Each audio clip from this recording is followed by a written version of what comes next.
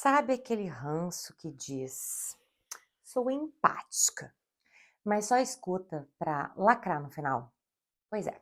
Sejam muito bem-vindos ao Dicionário do Ranço, porque a palavra do dia é empatia. Aquela empatia performática, aquela que vira palco e não ponte. Empatia só se for do meu jeito, concordando comigo.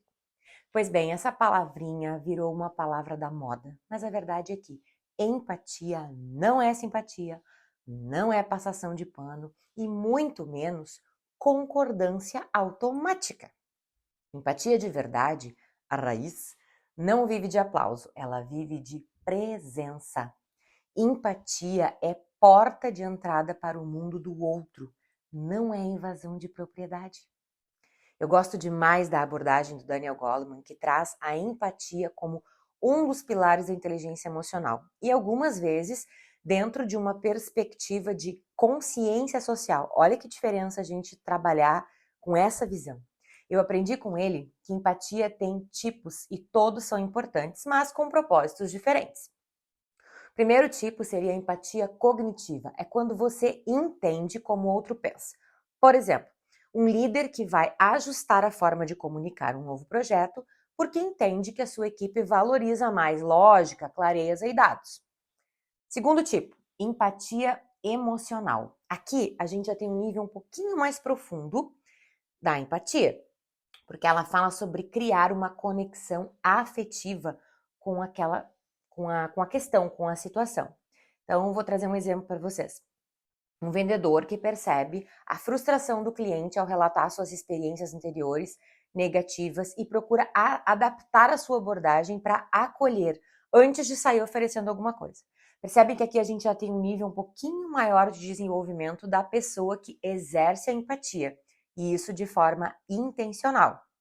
E a terceira, e a mais profunda, é a empatia solidária, ou como o Daniel traz também em algumas das suas análises, preocupação empática. Essa fala sobre se importar genuinamente e não só se importar, não tem só uma questão às vezes racional, mas é de partir para uma ação que pode inclusive não ser aquela dos teus resultados mais esperados, mas ela fala justamente dessa completude da tua percepção. Então, um exemplo bem prático sobre o que é essa preocupação empática. Pode ser um gestor que percebe a sobrecarga de um colaborador específico, alguém do time, e ele redistribui as tarefas, mesmo que isso vá acabar atrasando uma entrega, porque nesse caso ele está valorizando mais a pessoa do que a meta. Ou ainda, e essa aqui pega bastante, hein? Imaginem um vendedor atendendo um cliente de muitos anos. Ele já tem uma relação super próxima e esse vendedor conhece esse cliente, sabe das necessidades, o que ele precisa e tudo mais, assim como conhece muito bem o seu produto e os produtos da concorrência ou serviços. Quando o cliente termina de trazer a demanda para ele, esse vendedor pode escolher entregar o seu produto, mesmo sabendo que ele não atende 100% da demanda do cliente, ou priorizar a relação em detrimento do seu resultado e falar a verdade para esse cliente. Ó, eu tenho esse produto, ele te atende até aqui, mas tem a concorrência que vai ser melhor para ti nisso, nisso e nisso. E aí, será que você estaria disposto a correr esse risco? É bem interessante, mas em relações profundas, principalmente em relações comerciais. Imagina o nível de confiança que esse cliente vai ficar com este vendedor e o quanto a palavra dele vai valer. Porque numa situação dessa, o cliente está ali super vulnerável, ouvindo esse vendedor. E ele estar disposto a priorizar a sua necessidade em detrimento do seu resultado, vai passar uma mensagem, tende a passar uma mensagem para esse cliente de fortalecer a confiança. Então, percebam que esse processo de preocupação empática não tem nada a ver com passar pano, não. Porque mesmo tendo uma oportunidade de fechar uma venda, por saber que o cliente confia demais na palavra dele, ele também sabe que para atender 100% daquela demanda, o produto dele ou o serviço dele está aquém da concorrência, não seria o ideal.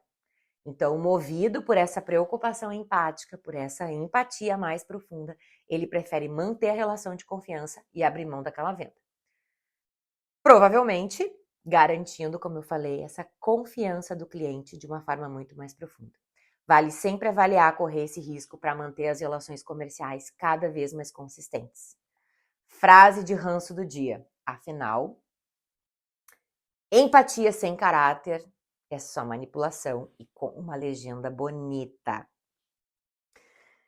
Dito isso, depois de observarmos todas essas perspectivas da empatia juntos e repensando sobre quem a gente classifica como uma pessoa empática ou não, pense se entendo como você sente, mas não concordo.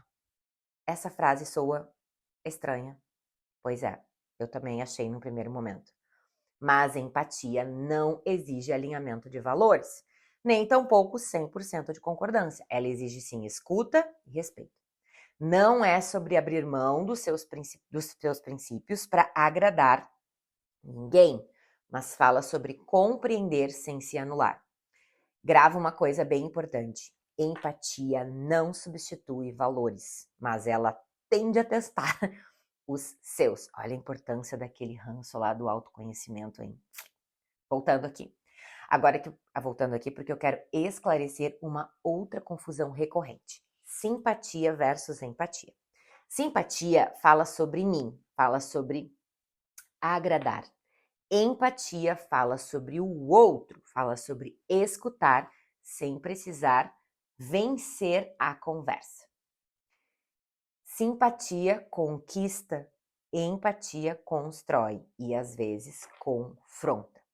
Então, lembrem sempre, muitas vezes o que as pessoas clamam é porque elas estão querendo que alguém seja simpático a elas e não de fato empático. Pegou?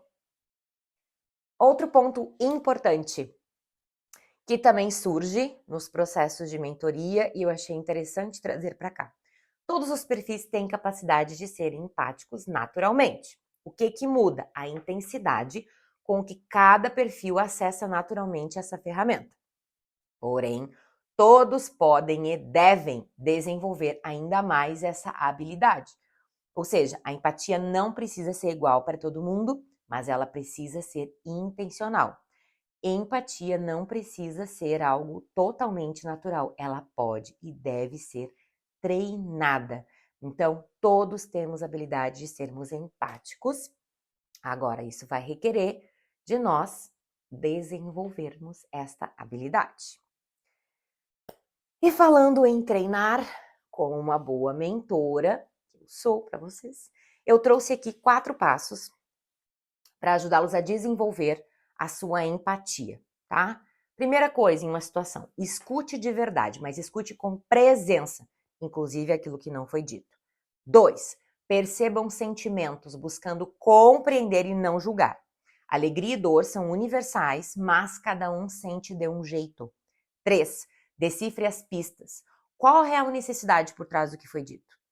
E 4, parta para ação. Haja, mesmo que seja pouco simpático. Haja com respeito, com consciência, haja com propósito, mas empatia fala de movimento. Nas redes, cada vez mais a gente vê o uso distorcido dessa palavra, como até um argumento moral para impor uma visão única. Mas será que pedir empatia, depois de tudo que a gente viu, é algo empático? Ou é só um jeito educado de dizer, pensa como eu? Grave isso, empatia não se exige, se oferece. E com isso nós fechamos mais um verbete do nosso dicionário do ranço. Hoje desenterramos o que é empatia raiz e deixamos claro, é uma ferramenta poderosa, sim, mas ela só funciona se ela for usada com verdade. Então eu te espero no nosso próximo episódio, onde trabalharemos uma expressão rançosa, a alta performance. E vem aí um ranço bem específico. O culto à produtividade que finge que burnout é só falta de uma agenda bem feita. Então lembre de ser simpático, deixe seu like, comenta aqui com empatia e me diga qual tipo de empatia que você mais precisa exercitar. A cognitiva, a emocional ou a solidária?